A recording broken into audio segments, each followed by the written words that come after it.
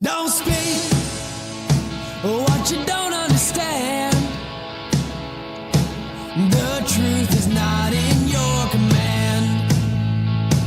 Don't shout about what you think is fake.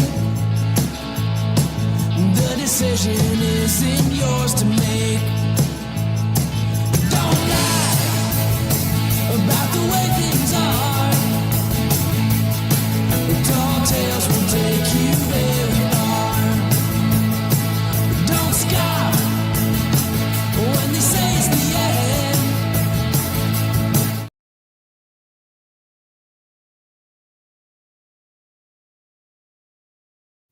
It keeps doing this to me. It is Friday the 13th. Happy Friday, everybody. It is 5 p.m. on Friday, March 13th. I hope you guys are doing well. Nice crowd today. I guess you were all waiting for me. Nothing really is going on, George, not to our knowledge. I mean, just the same old story, different day. So I want to bring you just a couple of reminders of just some general housekeeping. One, I'm still going to ask you to keep looking for any of your receipts from January 1st of 2022 to January 13th of January 12th of 2023. And if you have those receipts, just put them in an envelope. If you don't have them, do not worry, because if we're able to come to a resolution, you will be getting a document in the mail that will list all of your appointments that you can then go and seek those receipts for. So at least you'll have a specific date that you'll be able to look for them. So don't worry, I'm just trying to get everyone to just start being a little proactive on that. Second thing, Lobby Day. So for many of you who have registered for Lobby Day, we still do have a few seats open, and we also now have a Staten Island bus that's filling up quickly. So we added a third bus. That bus will be leaving from Staten Island at 7:30, 8 o'clock in the morning, just like the one in Manhattan. So Marianne, Berto, or some of you that are on here that are Staten Islanders, please send us a message. I will probably email you guys separately and let you know that there will be a bus leaving from Staten Island so that you don't have to come to Manhattan. I will make sure I email the 5 of you from Staten Island that registered. And then I will put you in contact with the gentleman that will be hosting the bus, at least be the bus captain from Staten Island. That bus will leave Staten Island and it will then go to Hudson Valley and pick up a group of retirees from, where is that? Somewhere, I think somewhere up off the Palisades. So if you're interested, please make sure I will update the list after this show. I will go in and update that list to say Staten Island or Palisades only. You will check off that box. Please make sure if you are registering and you are bringing a guest that you are telling us who that guest is and providing us with their contact. Last time we went, there were a group of retirees, a couple of retirees that left off the Staten Island bus that did not stay in touch with the bus captain. And then you ended up being on our bus because your bus left without you.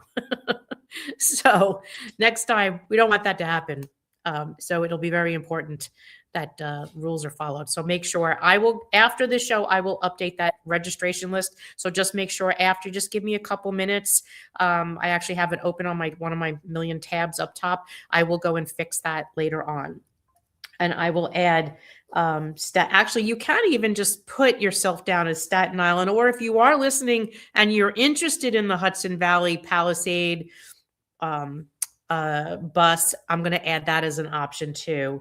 So let me write that down and I will add that. So just give me a little while after this show to be able to do that. And that would be the Lobby Day. We scheduled a Lobby Day training, and I just sent all the people that emailed, whether you were driving or whether you are taking the bus. I sent you out an email with the Zoom link for the last training class, which is on the 19th at 6 p.m. Hi, Kerry. I got your documents, but I did not get to review them. But I am going to write that down so I do that as well. Okay, let's see. What else is in the chat?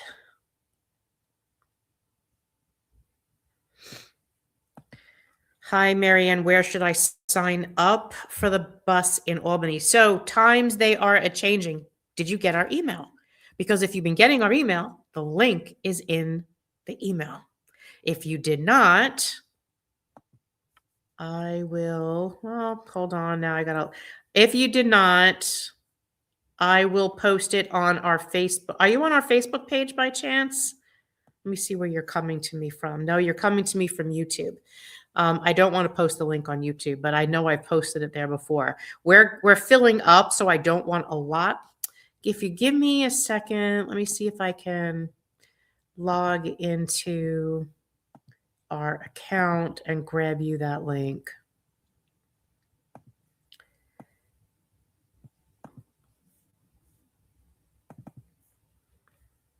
Okay.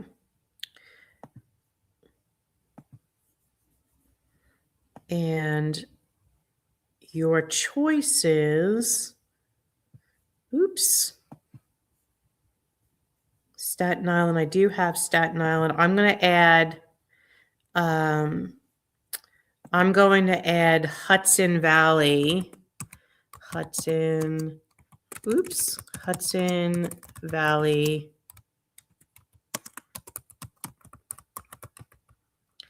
Palisades. Okay.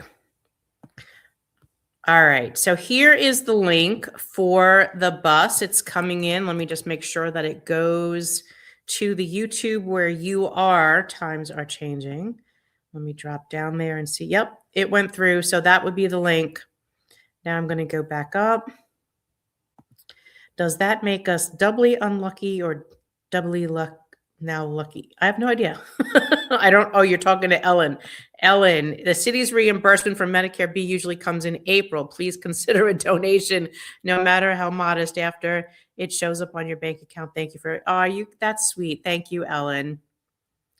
Hi, John. Good to see you. Hello from Duchess. Marianne, what a great response to Michael Mulgrew's lie you put out. He's incredibly vile, but we can always count on you to counter what these compromised union leaders insist on putting out. Look, you've heard me say this a million times. We really need good, strong unions in the city of New York. What we don't need is corrupt unions or morally corrupt unions, and we're going to keep calling them out. We are starting up again our debunking bullshit page. Welcome back, 2026. So I think this might be the first entry for 2026. We'll be debunking Michael Mulgrew once again. And we've given him a new nickname. I know you're probably going to laugh, but we're calling him Muddy the Water Mulgrew because that's what he's been doing, is muddying the water. He's trying to distort the truth, distort the facts. Well, he's always done that. But now we're starting a new narrative, and he thinks that this is going to carry, and it's not. We're going to push back, and we're going to push back real hard on this. If he wants to take this road, we're ready. And if he wants to threaten to sue, if this bill passes, then bring it on. We're ready for that too. He's not going to like the outcome of that. Trust me, he isn't. But he wants to take that path. Bring it. Now, to answer a question, yes, Carrie, I did get it. My apologies. It's just been kind of nuts, and I've been running around like a chicken today. So I combined all of them into one document, and I will look at them later and go through everything that you sent me, and then I will get back to you. My hope is this weekend. So at least you do have an answer. I'm driving, or maybe the Hudson Valley pickup. Okay. So if you are driving, times they are changing. You can check off on that sign up that you are driving. Just don't tell me you're taking the bus and then stand us up, or don't tell me you're driving and then show up. You might not have a seat. So whatever you commit to, commit it. Okay. So I want to bring up, hey, John, good to see you. So Palisades, there's some cheesecake factory or something up there that we've had the bus stop at the last time. I don't honestly have the address for me. I think it's somewhere in West Nyack or something. I will get an address, but that's where they're looking at the bus being. It was the same pickup as last time where we had it. Doctors charge $15 before we. So, Phyllis, I've said 1,000,001 times, do not pay a copay if you have not met the deductible. We put out a document. The document was on our website. The document was on our Facebook page. The document was in an email. Those letters had to be printed out and brought to your doctor so that you didn't have to fight with them at the counter. Get the letter, bring it to your doctor. If you've already paid it, make sure it gets applied to your deductible, or you're going to need to ask the doctor for a reimbursement. At this point, we're already in March going into April. That's just insane. I want to meet him face to face. Who do you want to meet with, George? Hi, Marianne. Greg, retired MTA Brooklyn. Hi, Greg. Good to see you again. Palisade Central Mall. Hey, you remember that, Katie. Thank you. Okay, so let's go back over the UFT since you asked about that. So at the meeting, towards when Mulgrew was talking about, Muddy the Water Mulgrew, was talking about 1096, Sarah Shapiro had asked him a question, and she's retired UFT. She asked a question and she said, what is our bargaining unit for retirees? What is the retiree? Is it the UFT retiree bargaining unit? What bargaining unit is it? He kept going, no, he kept saying. He said, the MLC is the bargaining unit for workers. No, the MLC is not a bargaining unit. The MLC doesn't hold a legal bargaining certificate. Now, the MLC can bargain like a coalition. What does that mean? You could be a coalition of unions. You could all come together around a single issue and bargain together. Who typically does that? Well, mostly the civilian unions, and then the uniformed unions can do it separately. The uniforms have a coalition. It's fire, police, sanitation, corrections. Those unions usually get together, and they'll try to negotiate a uniformed package that all the unions agree to. Now, let's say I'm the fire union and I'm in a room trying to bargain with all these other unions. And I'm like, I don't agree with you guys. That's crazy. I am not going to negotiate in this coalition. Me as the fire union, I could back out and I can negotiate on my own. Now, there's nothing saying that the coalition would get better or worse. It's just that if a majority of them do strike a deal, I might kind of have a harder time getting anything different. It's not impossible. It just makes it the odds more difficult, okay? But these are still my union that I hold a bargaining certificate for. These are my mandatory subjects of bargaining. No one can take that away. Healthcare is a mandatory subject of bargaining, no matter how many times Michael Mulgrew, Muddy the Water Mulgrew, wants to say it's not. So it's a voluntary coalition. You can either participate in it or you don't have to. The problem with the Municipal Labor Committee is the two largest, richest unions in the MLC with the heaviest weighted vote want to make you believe that once you're in the MLC, they're like the mafia and you can't get out, and that you must negotiate with them. And that's not true. The MLC is not supposed to be bargaining.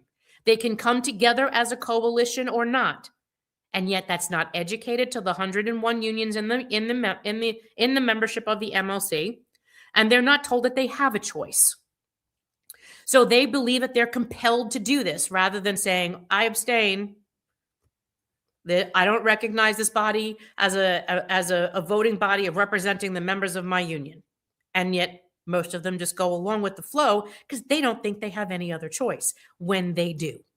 And that's the difference. So the MLC is not a bargaining unit. It does not hold a bargaining certificate. It can be used as a coalition only, and it's supposed to be voluntary, not mandatory.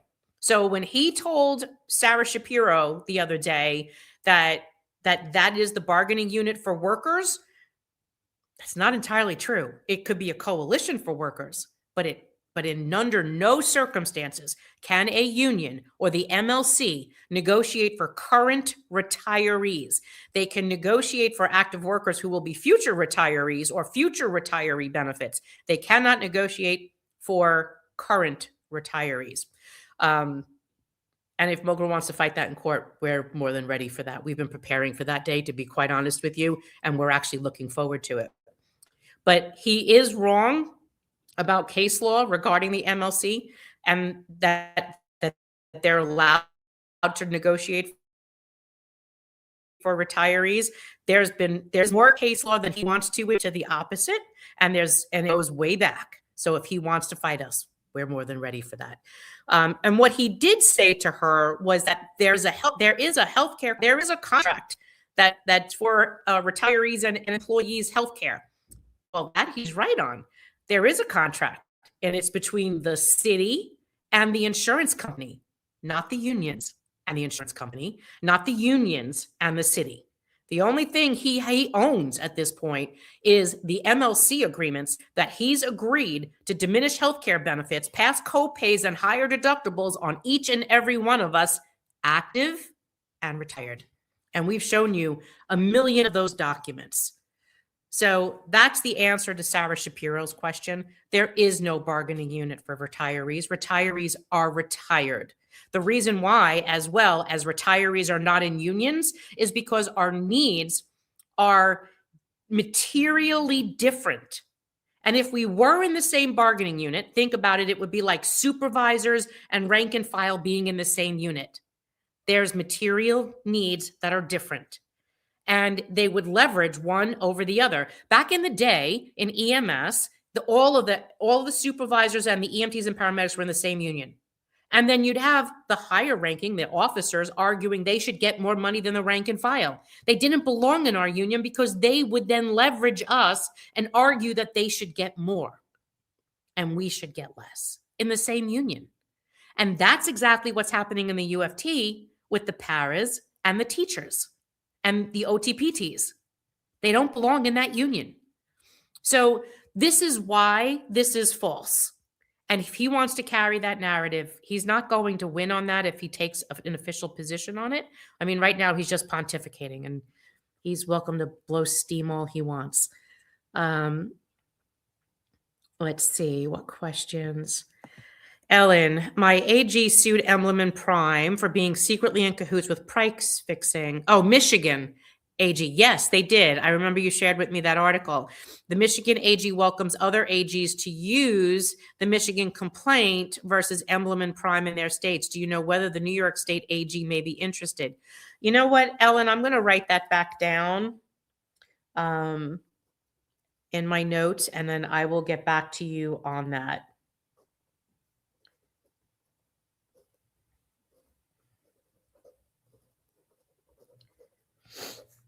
Okay. Thanks for the reminder. Once a pay rate is set by all the unions are bound by the rate. So Todd, what that really means, and you had a Mulgrew arguing, muddy the water Mulgrew, arguing that pattern bargaining is a failure and a scheme and blah, blah, blah in the para hearing on Monday. What does that mean?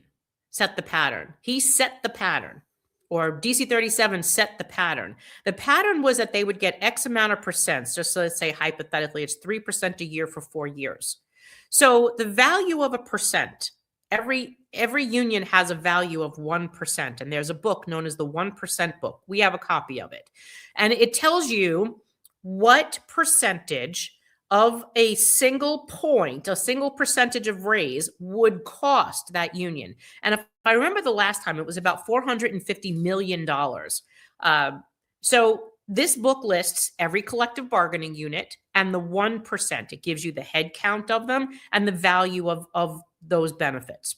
So if the city set a percentage with a union that set the pattern, like DC 37, so now that pattern would be carried over based on the size of that union on the value for that union to receive.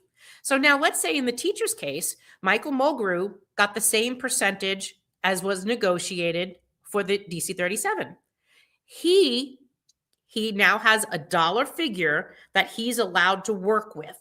That doesn't mean that it has to rigidly be applied to all of the titles within his union. He has many different titles. Teachers, there's different aides, there's paras, there's OTPTs, there's a lot, there's like 100 titles in that one local. But he could say, well, over the length of this contract, we're going to apply more of this money to the lower paid titles and try to do that to try to boost them up. He could, or give everyone the same pattern, but he could have negotiated an equity fund that would apply more equity to the paras. He could have done a million different things within what he had, the pocketbook that he had negotiated. Or, like Labor Relations did say in their testimony on Monday, one of the council members asked him, what has the union done? Like, or what could it do at this point? Their contract isn't due to reopen until next year, for negotiation until next year. And Labor Relations said, well, Michael Mulgrew could request a reopener. He didn't request a reopener. He's asked for a reopener before when he did the family leave, but he never asked for a reopener now. So he could have that conversation and go to reopen his contract before its expiration and try to add more value to the contract. He didn't do that. And this provision of giving paras $10,000 is very well needed. Just like your EMTs and paramedics are underpaid, but no one's giving them a respect check. The reason why is it because it holds paras to be servants to the plantation of the city or of the UFT in perpetuity. Those paras cannot retire until the union actually negotiates them a pensionable wage. So it keeps them as servants to the plantation of the DOE. Why would you do that to people? That means that that para today who's making $32,000, if that para wanted to retire, that para would now take a pension, a half pension, a 50% pension of $32,000. Are you going to be able to live on that? They sure as shit can't live on that. I struggle sometimes to live on my $35,000 pension. How are they going to live on a $15,000 pension?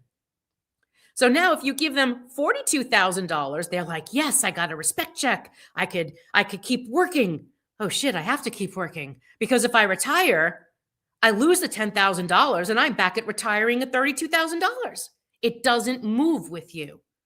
You want to give them respect. You give them a pensionable raise to their wage. That's how you have to do it. Mulgrew, before they do this bill, I hope to God, goes back to OLR and tries to reopen his contract to give them the respect that they deserve. A pensionable raise. That's what they deserve. I mean, if they get this check, I'm happy for them because I know it's money well needed. But it's not respect because they can never leave the job or they lose the money. Then what? So debunking bullshit. I'll have to do that one too. Is that legal though to diminish and impose copays? So Michelle, here's the story on negotiations. Some of you always ask me if it's illegal for the union to do it, then can't we fight back? Well, here's the situation. This is the double-edged sword that we've always had to fight with. If the unions, those of us that were in a union, retired, if the union is supposed to protect you, even in retirement because you were a retired unionist, and they don't, let's say they just decided, we're not going to answer that, we're not going to do anything. Well, if they didn't screw you, the city could still do it all on their own. That's why the union was supposed to protect their retired unionists. That was their duty. Their moral obligation was to protect their retirees' benefits from diminishing. They chose not to. Not all of them, some of them. The two richest ones, the two biggest ones who were leveraging our retiree health care to fund their contracts. And both DC 37 and the UFT did this. So if the unions don't screw you, the city can all on its own because you are not protected. That's what the union was supposed to be there for. But then when your unions sold you out, former unions sold you out, basically they got in bed with management and did what management could have done all on its own. That's why the union was there to pull out. Do you remember when I shared that video clip of Alan Klinger literally saying that, and I'm going to put this up today again, I just uploaded it a little while ago. The bill isn't illegal, but what it would do is if the city had to pay for those retirees, it would be less than it would pay for actives. Did you hear what I said? They didn't want to pay.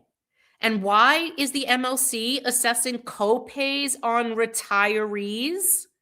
Because active workers are mostly younger, healthier people and don't go to the doctor. So if they assess a copay to you, you pay because you're older, you have more health conditions, you have more chronic conditions, you have more diseases because you're older. You go to the doctor, you pay a copay, they fill a gap, fill a peg, make money as a savings because the city isn't paying it, you are, and they're getting the benefit. You get it? That's why you'll see like Emily on TikTok and whatever going, and your healthcare is premium free. Yeah, it's premium free, but the sick people, the older people, the disabled people are paying out the ass, and the healthier young people are all premium free. Everyone's premium free. Who pays the penalty? The people who need their health care the most and are using it. That's not how that should have been. So now you have really sick people who have cancer. We got an email. You'll be hearing from one of our retirees on Monday on our radio show talk about how she has cancer. And she had to cancel her doctor appointments because she can't afford the damn copays. I want you to think about that. So when that video goes up today, please share it with City Council, share it with your elected, and make that go viral. I narrowed it down as short as I possibly could. Direct and to the point. Hopefully that answers your question, Michelle. Short and sweet, the unions, your former unions were supposed to protect you. In this situation, Michael Mulgrew, DC 37, passed a resolution, passed an MLC deal in the council to assess copays on you as a part of a savings agreement in their collective bargaining. I've been retired over 20 years. I didn't deal. They did. Raises. To fund their raises, their contracts, their everything. We didn't make that deal. They did. But if they didn't make it, the city had done it on their own, which is why they were supposed to be the stopgap to prevent the city from doing that. But if they did, they probably would have had to pay or they would have had to fight to protect you. Most of the unions in the MLC didn't want to see that happen. So we do have friends. It's just the two largest, richest unions are the ones that got in the way. Laura, Muddy the Water Mulgrew is consistently getting caught lying. I can't believe how determined he is to steal from vulnerable retirees. Let's see him sue. What a lowlife. And so I tell you, read between the lines. Our legislation would literally protect our healthcare from being diminished. He could not pass a copay on you, pass a deductible on you. He would have the law would protect you. Why is he saying it interferes in his collective bargaining? Because he can't stick his hand in your pocket to get another copay or another deductible or change your healthcare, to use that as a value in his bargaining. That's really what he's saying. Mount Sinai hospitals are no longer taking Anthem. So, Janice, they're not taking Anthem if Anthem is your primary. Your primary is Medicare. This does not affect you. It only affects those who were on like an Anthem Medicare related. And to my knowledge, that wasn't you. Medicare is your primary hospitalization. Anthem is your secondary. This doesn't impact you. The city found $2 billion to put well, Lenny, there's rules that the city has to follow to make sure that people have housing. Hi, late. We'll catch up. You're welcome, Larry. Good to see you. I so agree. Paraprofessionals honestly need the money, but Mulgrew's unity respect narrative is very deceitful. It is, and they're trying to guilt the council into giving them a check, but it would honestly be more productive, more respectful, better for the worker if they had a path to retirement, not enslavement to the Department of Education. Does the member have a GoFundMe? I must have missed something.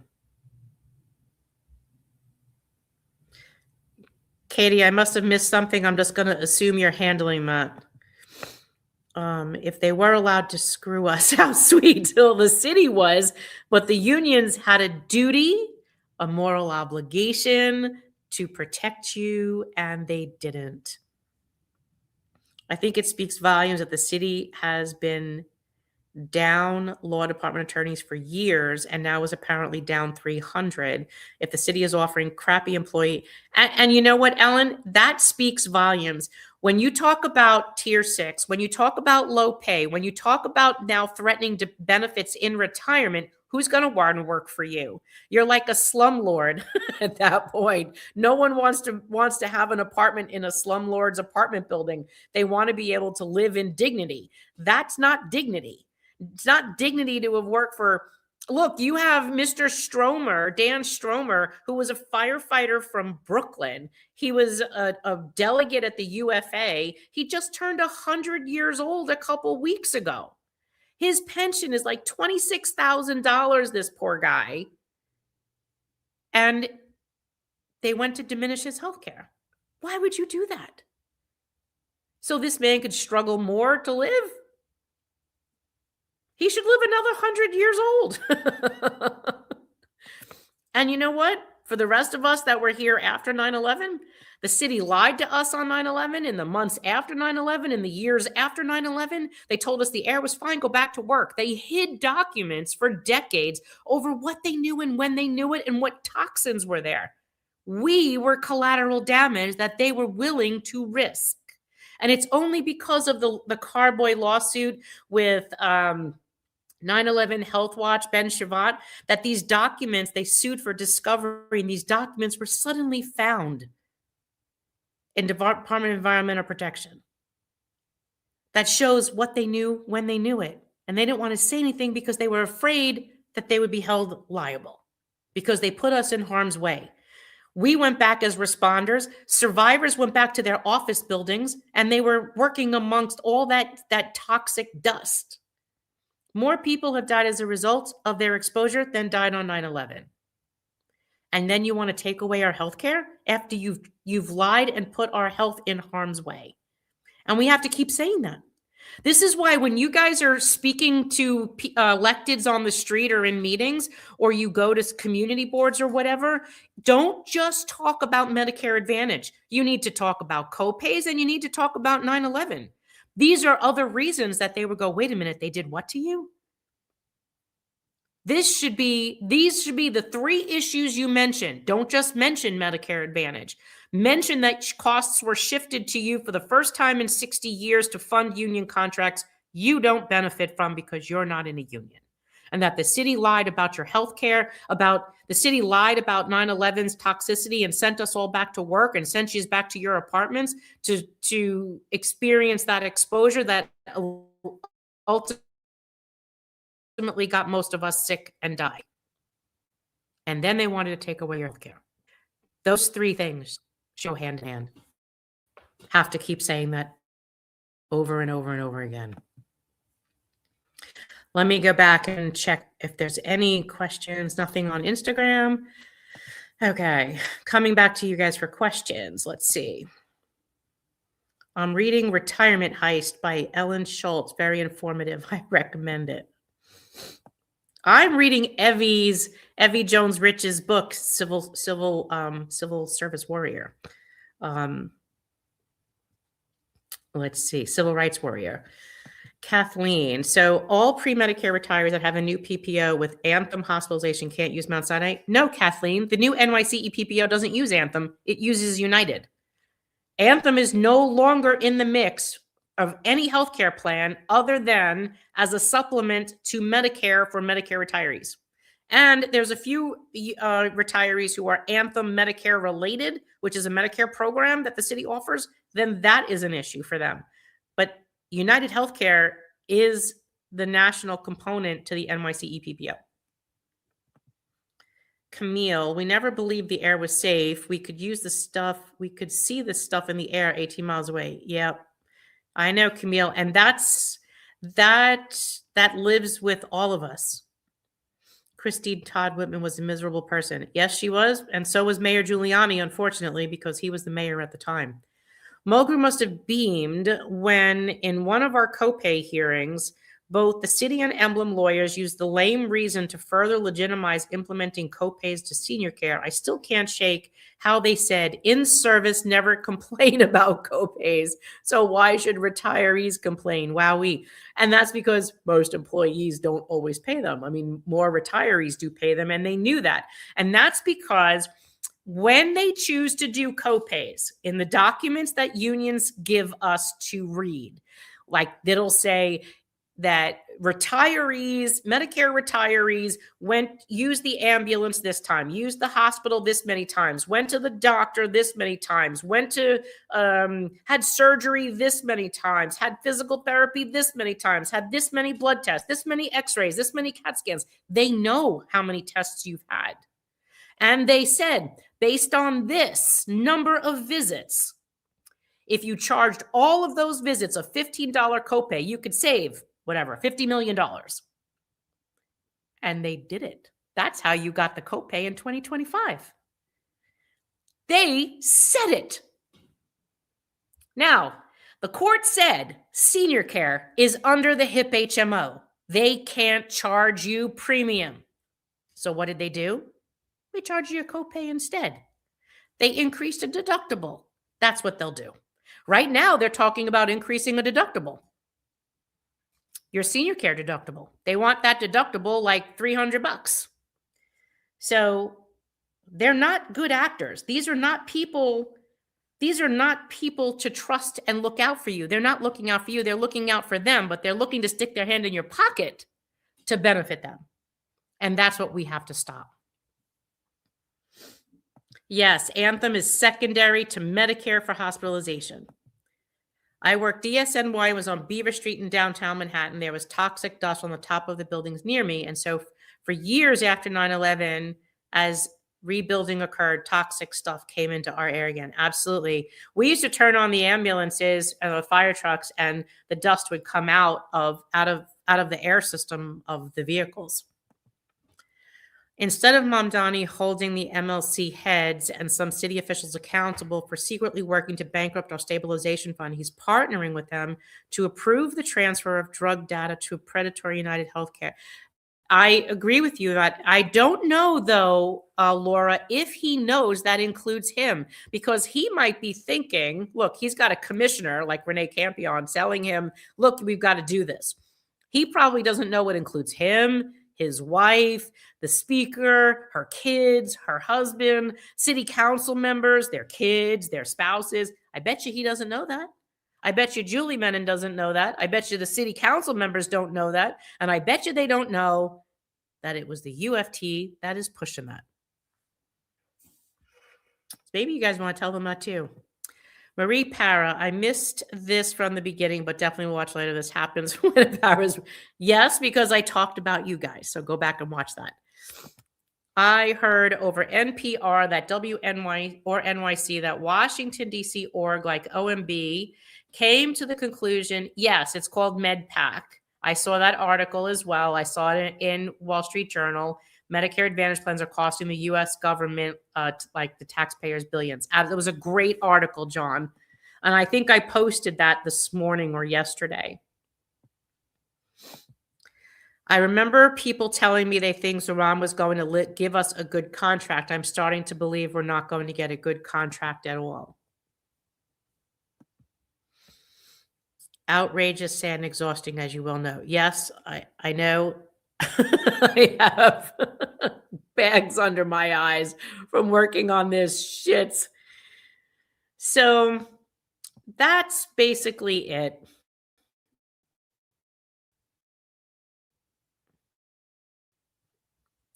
Yeah. Well, Oops, did I freeze? I think I froze. The council members still think this should be resolved in court. So Camille, you could tell them there is nothing yet to fight. There is no court battle right now. They have to solve this once and for all. And if they don't, they're going to screw themselves. Not that they probably care, but there isn't a court battle for us right now to fight. So quickly go over the 19th at 6 p.m. For those of you that signed up that you were either driving or taking the bus, we sent you out an email tonight telling you that there's another lobby day class. Please make sure that you attend so you know what the hell's going on. I sent you that email. Make sure you get it. If you don't see it and you registered for the bus that you were driving up or you were taking the bus, look in your spam. That went out just before this show started at 5. March 24th is the lobby day. We will be bringing you there.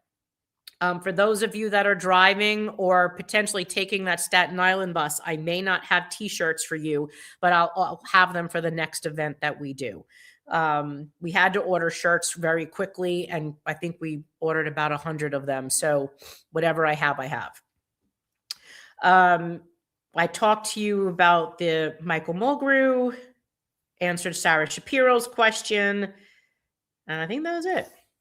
So let's just take one more quick check on questions, and then I'm going to wish you a happy weekend.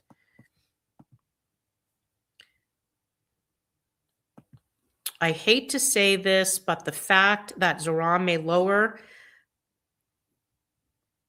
I don't know what the rotate tax to 750 is trying to destroy generational wealth. I don't know what that, you mean the estate tax? Oh, estate tax. Yes, thank you. I hate to say this, but the fact that Zoran may lower the estate tax to 750 is trying to destroy generational wealth. It shows he has no concern for the older population. I don't know about that. I don't have $750,000. Hi, Marianne. Any update on the drug plan? Ronnie, what drug plan are we talking about?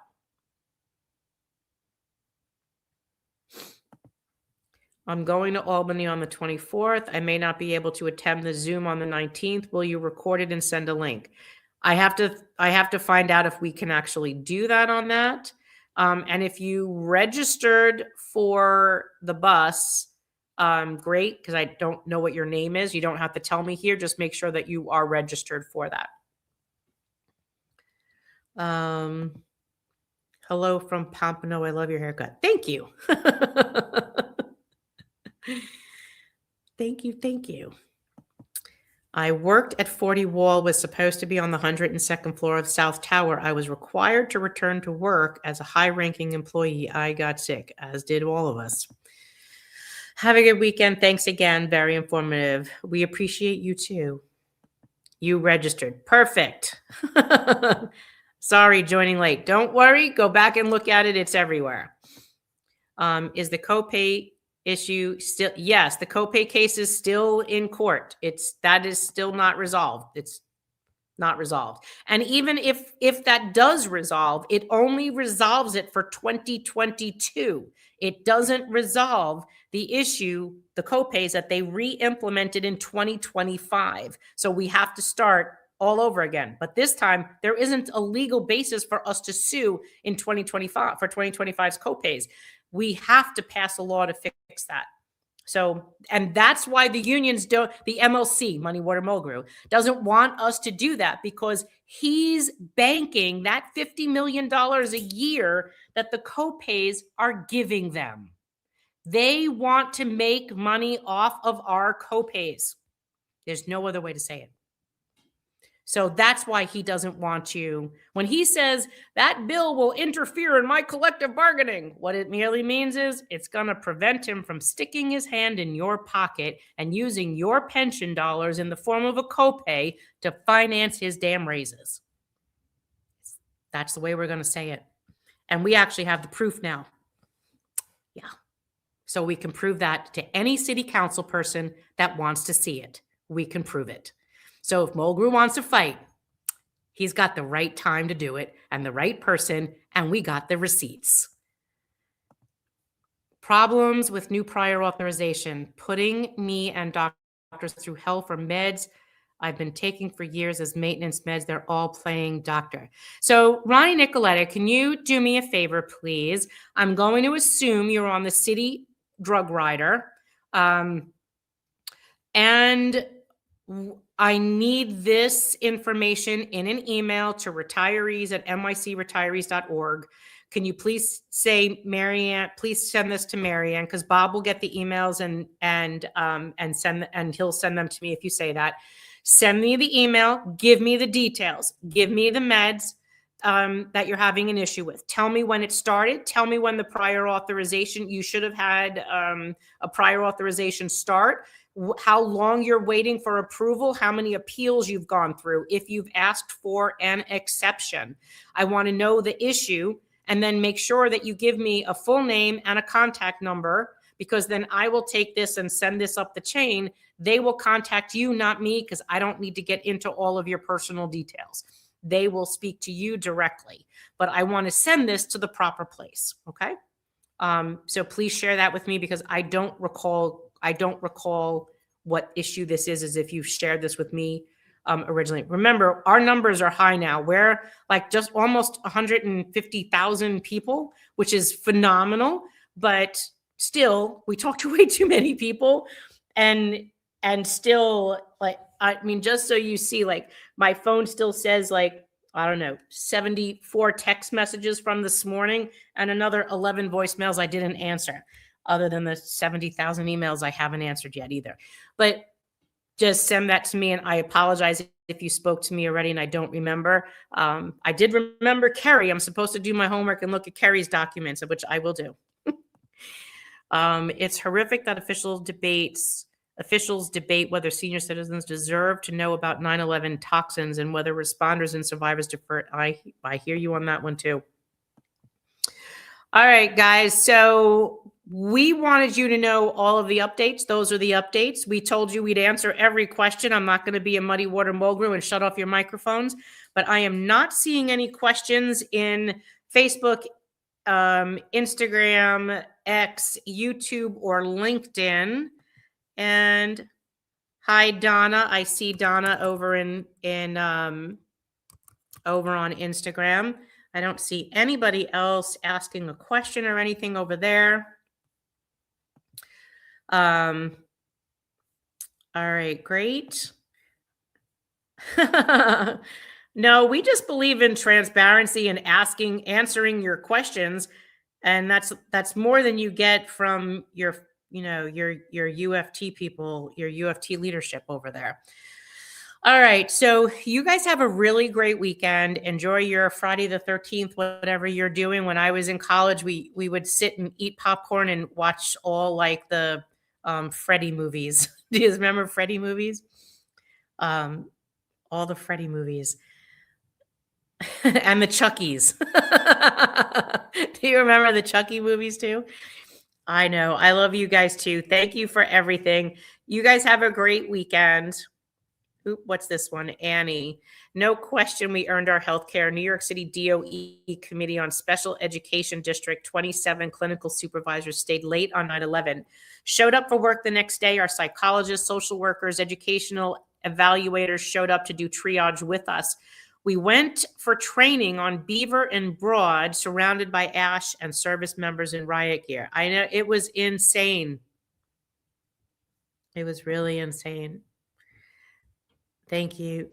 Thank you. Have a great weekend. Night of the Living Dead. I still have Night of the Living Dead on VHS, Ellen. Yeah, like where he's carrying the head around in the bowling ball bag.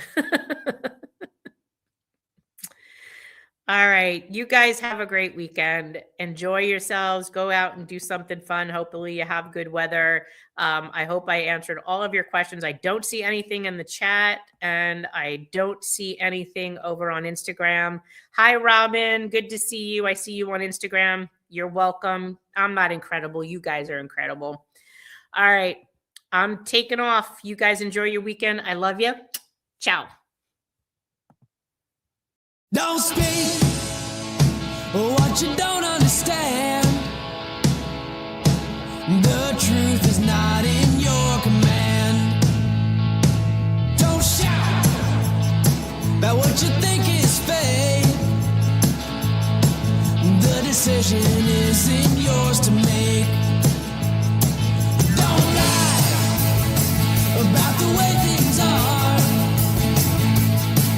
Tall tales will take you very far. Don't scoff when they say it's the end. In this life, you know you can't pretend. The days pass by, baby, set in stone.